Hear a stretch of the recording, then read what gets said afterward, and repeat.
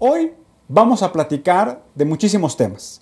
Hoy, como saben ustedes, es el último programa previo a la elección para elegir a diputados federales y de acuerdo a la legislación electoral no podrán ni publicarse encuestas ni hablar de los candidatos en los próximos días, de tal manera que hoy vamos a hacer un recuento de muchos resultados que han tenido organizaciones de la sociedad civil que han impulsado programas que lo que buscan es que el elector esté mucho más informado, que los candidatos cumplan su compromiso con los ciudadanos y que de esa manera podamos fortalecer la institucionalidad del país, a través de generar una mayor cercanía de los ciudadanos a los candidatos y que las propuestas que lleven los candidatos en el proceso electoral, en este caso en la Cámara de Diputados, realmente contengan las aspiraciones y las motivaciones de nosotros los ciudadanos. Hoy quisiera referirme fundamentalmente a un hecho que sucedió en los últimos días. Como ustedes saben, hubo un comunicado escueto por parte de la Secretaría de Educación Pública a través del secretario Emilio Choyfet, en donde habla de la cancelación del proceso de evaluación educativa. Debemos recordar que muchas organizaciones de la sociedad civil en los últimos meses trabajaron en un esfuerzo muy importante para impulsar una reforma educativa, la que fue denominada la madre de todas las reformas. La educación como el principal puntal y el principal mecanismo para poder brindar oportunidades a todos los mexicanos y de esa manera como un instrumento eficiente para reducir la desigualdad. Y la reforma educativa contenía como uno de los elementos fundamentales para poder generar una educación de calidad, la evaluación en la calidad de los profesores. Una evaluación educativa que tenga los elementos mínimos necesarios que permitan que los alumnos que estén egresando de las universidades realmente puedan acceder a fuentes de empleo, pero sobre todo que accedan a empleos de calidad. Hemos hablado en este programa de cómo, por ejemplo, cuando se concursan las plazas para los jueces, una gran parte de esas plazas no son obtenidas en virtud de la mala calidad de las personas que están concursando. Hemos hablado también de la evaluación que han tenido los profesores y que no han obtenido gran parte de ellos la calificación mínima necesaria para que mantengan su posición o su plaza. Y la calidad educativa debe ser una de las aspiraciones que tenemos los ciudadanos y que para ello entonces es muy importante, como lo platicamos también en este programa, la creación del Instituto Nacional de Evaluación Educativa. Y es por eso que hoy las voces de muchas organizaciones de la sociedad civil están hablando, están impulsando y están empujando para que se retome este instrumento de política pública que sin él no podemos acceder a este gran esfuerzo de reducir la desigualdad que tanto nos duele a todos nosotros. Vamos a platicar con Alfonso Rodríguez de las propuestas de los partidos en materia de transparencia. Alfonso, buenas noches. Empezamos con el PAN. Por favor, Alfonso. El PAN tiene pensado la implementación de observatorios ciudadanos en los que permitan que las organizaciones de la sociedad civil participen para echarle un ojo a la gestión pública. También promover la participación de las organizaciones de la sociedad civil en la supervisión del gasto público y algo que pues como que es una petición que hemos estado haciendo desde hace mucho tiempo es modificar el formato del informe presidencial para que el presidente vaya no solo a dar un informe al Congreso, sino que dialogue con los legisladores. ¿Qué nos plantea el PRI, Alfonso? El PRI fomentar en los 3 órdenes de gobierno la socialización y la difusión de información pública, mejorar la calidad de esta información y la fiscalización y rendición de cuentas de información generalizada. ¿Y el Partido de la Revolución Democrática? El PRD instalar un registro público de deuda en todos los estados, la obligación junto con la obligación de publicar la declaración patrimonial, presentar su declaración de conflicto de interés y también pues, si son parte de algún tipo de negocio. El PT, Tulio, promover la descentralización total de los programas de combate a la pobreza, modificar de manera sustancial los criterios de la ley de planeación para que todos los actores participantes de la ley de planeación intervengan en la supervisión y control de los planes y programas gubernamentales y la eliminación del secreto burocrático, que todavía no sabemos qué es. Que platicábamos con Alejandra, que ella es abogada, pues legalmente hay el secreto fiscal, el secreto bancario, el secreto fiduciario, pero legalmente la figura de secreto burocrático pues no existe, ¿no? Un poco lo que hemos platicado y que ustedes deben considerar cuando estén emitiendo su voto. El Verde Ecologista, Tulio, tiene como principal propuesta, mantener principios fundamentales de la nueva hacienda pública, la rendición de cuentas en todos los ejercicios del gasto, ser racionales con el gasto y tener un gasto austero, diseñar un sistema eficaz de rendición de cuentas, establecer sanciones a los incumplimientos o violaciones presupuestales y solicitar al Ejecutivo Federal la remoción de secretarios del despacho en caso de que no cumplan con los presupuestos que han sido establecidos por la Cámara de Diputados. Está enfocada fundamentalmente al ejercicio del gasto público. Es correcto. La siguiente propuesta, Alfonso. Nueva Alianza, crear una Comisión Nacional Anticorrupción y crear el Observatorio Nacional de Transparencia. Morena, Tulio, insiste en la lucha para que se revisen, auditen exhaustivamente las contabilidades de las entidades públicas y que van a exigir a sus regidores y a sus miembros de consejos municipales y a sus legisladores que denuncien todos los fraudes y cuestiones erróneas que detecten, así como que van a promover la constitución de Contralorías Ciudadanas. El Partido Humanista, establecer esquemas de transparencia y rendición de cuentas eficaces y eficientes en los gobiernos locales y estatales, la transparencia y difusión de información económica que sea pública, establecer lugares donde se llevan a cabo obras y servicios, que hayan contratado obras y servicios, hay vigilancia ciudadana, que estén los ciudadanos ahí muy pendientes de lo que se está ejerciendo en el gasto, incluir la legislación y reglamentación para transparentar a nivel municipal los ramos de aportaciones federales. Creo que aquí lo importante que se ha destacado y lo estamos viendo en las propuestas de los partidos políticos, la necesidad de la rendición de cuentas en los gobiernos locales.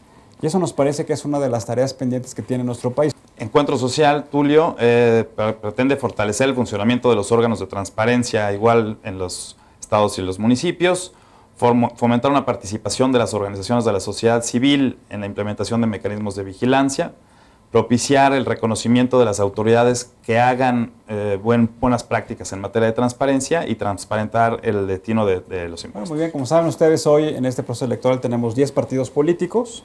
Estos 10 partidos políticos, como ustedes saben, el umbral mínimo de votación es el 3%. Las encuestas electorales nos están diciendo que hay la posibilidad de que 3 partidos pierdan su registro, 3 o 4 partidos, y eso va a depender de la voluntad electoral.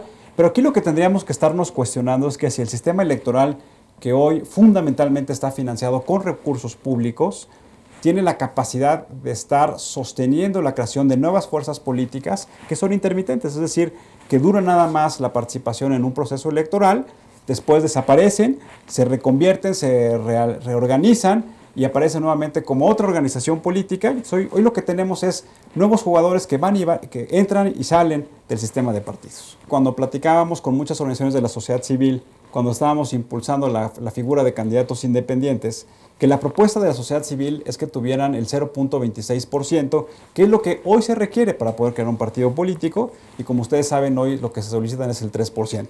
Parece que es una incongruencia porque se les solicita una mayor fuerza, un mayor número de firmas que deben estar registradas con su credencial del IFE a los candidatos independientes que a las propias organizaciones que quieren participar como partidos políticos. Incluso el uso de los recursos públicos, los candidatos independientes no tienen acceso a recursos públicos o un monto muy pequeño, y los partidos políticos, pues hoy por más pequeño que seas, pues tienes una gran cantidad de recursos que puedes utilizar en la promoción de tu partido político. Bueno, y la otra que también ha sido hoy motivo de discusión durante toda esta semana, cuando se habla del famoso voto nulo. Recordemos que hoy hay voces de la sociedad civil, académicos que están planteando el voto nulo, pues que finalmente la manera en cómo se calcula los recursos públicos que se le asignan a los partidos políticos, pues tiene que ver fundamentalmente con los votos efectivos, de tal manera que el voto nulo lo que busca es desincentivar la participación de los partidos políticos. Pues a los partidos políticos no les afecta de ninguna manera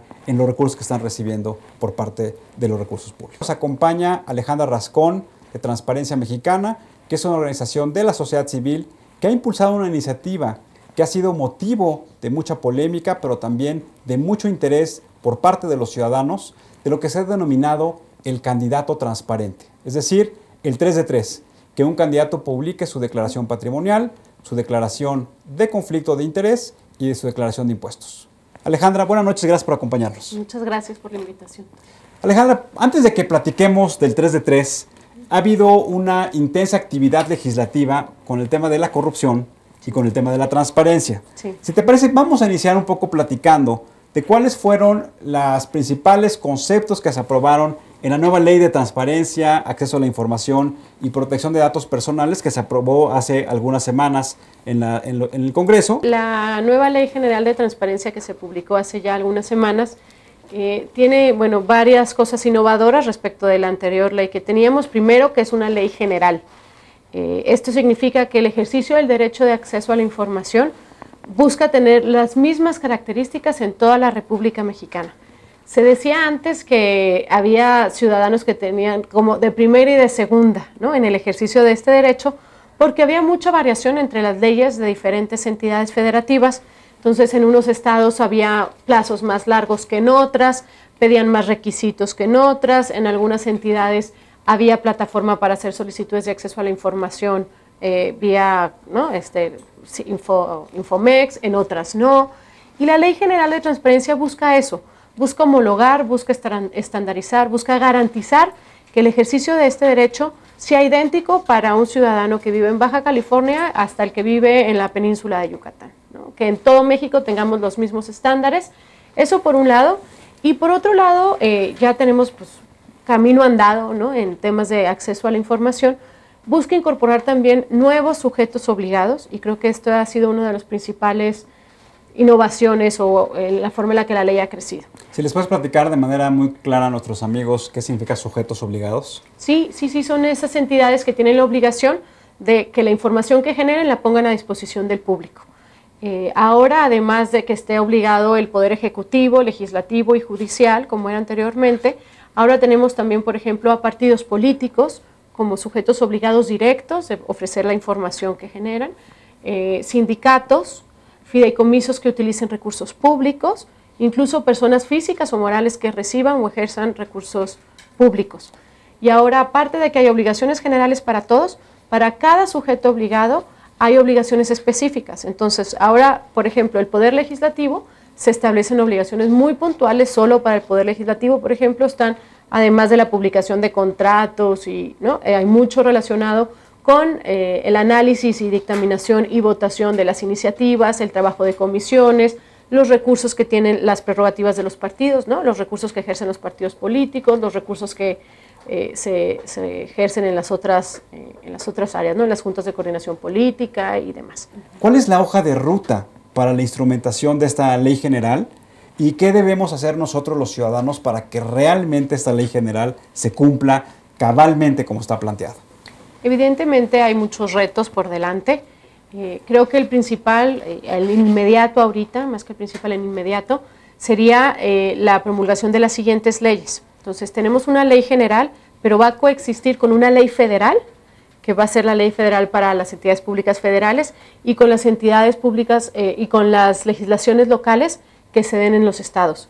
Entonces vamos a tener 32, más la federal 33, más la general 34 leyes. Sin embargo, la general ayuda a armonizar todo el marco, ¿no?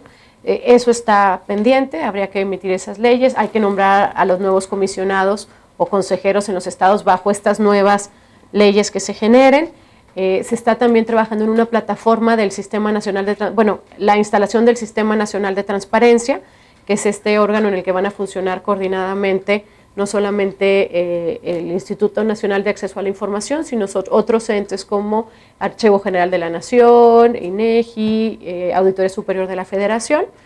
Entonces van a empezar a coordinar este Sistema Nacional Anticorrupción y van a generar, y esto para los ciudadanos es muy útil, una plataforma del Sistema de Acceso a la Información. Esta plataforma va a ser aplicable en todo el país. Entonces tú en una misma página web vas a poder ver las obligaciones de transparencia por un lado, pero también vas a poder presentar solicitudes de acceso a la información. También va a tener una parte para la interposición de recursos de revisión, y entonces, bueno, lo que busca es ser como una ventanilla única para que el ciudadano pueda acceder a la información. También, amigos, tenemos que celebrar que hace unos días se promulgó el Sistema Nacional Anticorrupción. Sí. Otra demanda articulada, empujada, impulsada, orquestada, proyectada por organizaciones de la sociedad civil, que recoge esta iniciativa aprobada en el Congreso, gran parte de las propuestas de las ONGs. Alejandra, platícanos de las principales características del Sistema Nacional Anticorrupción. Creo que lo principal que hay que señalar sobre el nuevo Sistema Nacional Anticorrupción es el cambio de paradigma, o sea, el cambio de enfoque que estamos dando como país a la forma en la que tratamos el hecho de la corrupción. No es posible para una única institución combatir el tamaño del problema. La verdad es que el fenómeno de la corrupción tiene diferentes facetas, diferentes niveles. Hay corrupción a grande escala, hay la pequeña corrupción federal, estatal y municipal. Entonces, más que crear una comisión anticorrupción, como en algún momento también se estuvo discutiendo hace poco, lo que hemos impulsado las organizaciones de la sociedad civil, la academia, que encontró eco en las fuerzas políticas y, debo señalarlo, aderezado con una serie de escándalos que han puesto en el centro de la mesa y de la discusión la urgencia de atender este tema en nuestro país y el costo económico y en cuestiones de violencia y muchos otros reflejos en los que la corrupción al final tiene estos efectos secundarios. Es decir, no necesitamos una única agencia porque una única agencia no podría con el tamaño del problema. Lo que necesitamos es coordinar a los muchos actores que ya están, fortalecerlos y que se coordinen entre sí y se comuniquen. Entonces, el Sistema Nacional Anticorrupción, ya aprobado y publicado el decreto de creación del sistema, fueron 14 reformas a 14 artículos de la Constitución Política. Busca armonizar el trabajo coordinado de la Fiscalía Anticorrupción, que está en la Procuraduría General de la República y que se va a transformar también, de la Auditoría Superior de la Federación. Participan también el Instituto Nacional de Acceso a la Información. Se crea un nuevo tribunal de Justicia Administrativa y la Secretaría de la Función Pública, por supuesto, que se fortalece porque habíamos venido de un limbo, ¿no?, en el que no sabíamos si estaba o no estaba y había un transitorio. Entonces la idea es cómo todas estas instituciones desde sus diferentes trincheras se comunican entre sí y abordan la corrupción. Unas ven la parte penal, el otro día me preguntaban en una entrevista, ¿pero tantas? ¿No es más complicado? No, porque cada una tiene un rol distinto, ¿no? La Secretaría de la Función Pública se enfoca principalmente en la prevención, ¿no?, en toda la parte también de ver sanciones de responsabilidades administrativas menores, faltas menores. La Fiscalía Anticorrupción ve la parte penal, el Tribunal de Cuentas ve la parte punitiva, ¿no?, el Tribunal de Justicia Administrativa. Está, por ejemplo, también el Instituto Nacional de Acceso a la Información, que ve toda la parte del ejercicio del derecho a la información. Y la Auditoría Superior de la Federación, que creo que es la que sale el gran cambio. Sí, el gran cambio, refortalecida, y que puede, además ahora, auditar no solamente la parte federal, sino el gasto federal, pero ejercido en los estados y municipios. Creo que en México, si efectivamente hay la aplicación de la norma y hay una consecuencia por cometer actos de corrupción, pues entonces quien lo va a cometer pues tiene mayores incentivos a hacer las cosas bien, ¿no?, y corre un mayor riesgo. Ahorita el nivel de impunidad es tan alto que pues la verdad hay muy pocos incentivos, ¿no? Pues viene, además del cambio cultural, un proceso largo. Es importante entender que el Sistema Nacional Anticorrupción sienta la base para empezar a funcionar y a trabajar de manera distinta. Sin embargo, yo estaría pensando 1 año y medio, 2 todavía para la implementación de normas secundarias. Está la Ley General de Responsabilidades Administrativas de los Servidores Públicos, la Ley Anticorrupción y una serie de leyes más que se van a tener que ir adecuando, reformas a algunos tipos penales en el Código Penal. Entonces todavía hay mucho marco jurídico que ajustar y adecuar. Estimamos un plazo de 1 año y medio, por ahí 2 años, ¿no?, en que se concreten algunas de estas reformas. Y en empezar a operar y a dar resultados yo estoy pensando, nosotros creemos que sería como 7 años, es más o menos una generación. Alejandra, entremos al programa que ustedes han empujado como Transparencia Mexicana, que se ha denominado Candidatos Transparentes, el famoso 3 de 3. Como te platicaba, nosotros desde la sociedad civil veíamos un desencanto, muchísima desconfianza, una distancia enorme entre el ciudadano y los funcionarios públicos y los candidatos. Entonces, junto con el IMCO, el Instituto Mexicano para la Competitividad, lanzamos primero una base que se llamaba Legislador Transparente y ahora Candidato Transparente. Lo que buscamos con esto es que los candidatos, más allá del discurso, que la verdad es que en México somos buenos para el discurso, demuestren mediante acciones concretas cuál es su compromiso con temas como la transparencia y la rendición de cuentas. Lo que se les preguntaba en esta pregunta era si su primer candidato no presentó su 3 de 3, ¿estaría usted dispuesto a votar por su segunda preferencia si este sí hizo públicas sus 3 de 3? Y el 49% de los encuestados señalaban que sí, que estarían de acuerdo ¿no? estarían tomando esta decisión a favor de su segunda preferencia en caso de que este sí hubiera hecho públicas sus 3 declaraciones. Alejandra, también vemos en la pantalla cuál es el mecanismo que ustedes les han venido solicitando y que la sociedad civil ha venido acompañando en este proceso para que los candidatos de una manera muy sencilla, con 3 clics en una computadora, yo creo que no tardan más de 5 minutos, puedan hacer públicas esas 3 declaraciones. No sé si quieres platicarles y compartir con nuestros amigos cómo es este proceso. Sí, buscamos que el proceso fuera sencillo. La idea es que cualquier ciudadano pueda ingresar a la página www.candidatotransparente.mx. Hay ahora un buscador que se llama Busca tu candidato. Al picarle ahí pones los datos de tu entidad federativa y tu zona, tu distrito. Sección electoral, ¿no? Tu sección electoral. Ese dato viene ahí en tu credencial de elector. Y entonces al picarle ahí y filtrarlo con esos datos te van a aparecer los candidatos tal y cual aparecen en tu boleta el día de las elecciones. Y los que aparecen en verde son aquellos que ya presentaron su declaración patrimonial, y los que aparecen en rojo con unos circulitos en rojo no han hecho públicas sus declaraciones. Ahí mismo con un solo clic le puedes pedir a ese candidato, el texto se pone automático en la cuenta de Twitter, invitando al candidato a que haga públicas sus 3 declaraciones. Habíamos hablado en otro programa de en qué consisten estas 3 declaraciones, me gustaría explicarlas. Sí, claro, por supuesto. Es la declaración patrimonial, la declaración de intereses y la declaración de impuestos. Y me explico por qué creemos que son importantes estas 3 declaraciones para recuperar la confianza del ciudadano. La declaración patrimonial, al hacerla pública, previene o permite dar seguimiento al patrimonio de un funcionario público en caso de que éste fuera electo y evitar situaciones de enriquecimiento inexplicable. Entonces tú sabes con qué entró, cuánto tiempo estuvo en el cargo, qué ingresos tenía y con qué salió. La segunda es la declaración de intereses, y en esa tenemos un poquito de menos experiencia en México, y el Sistema Nacional Anticorrupción recientemente aprobado incorpora ya la declaración de intereses dentro de las obligaciones que tendrán los servidores públicos en el país. La declaración de intereses no es nueva en el mundo, hay muchos países que llevan camino mucho más avanzado en esto, y también hay que decirse que todo el mundo tenemos intereses y que no es malo tener intereses.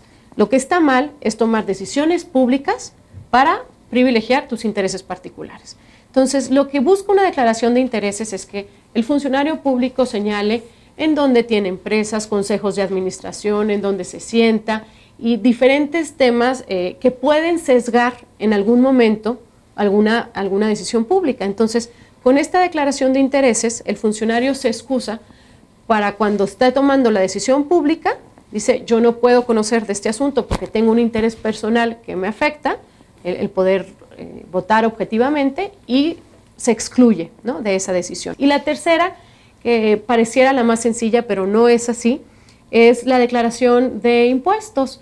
Todos pagamos impuestos, todos deberíamos de pagar impuestos, porque de esta manera contribuimos al gasto público, gasto en calles, alumbrado, escuelas, servicios públicos, etcétera.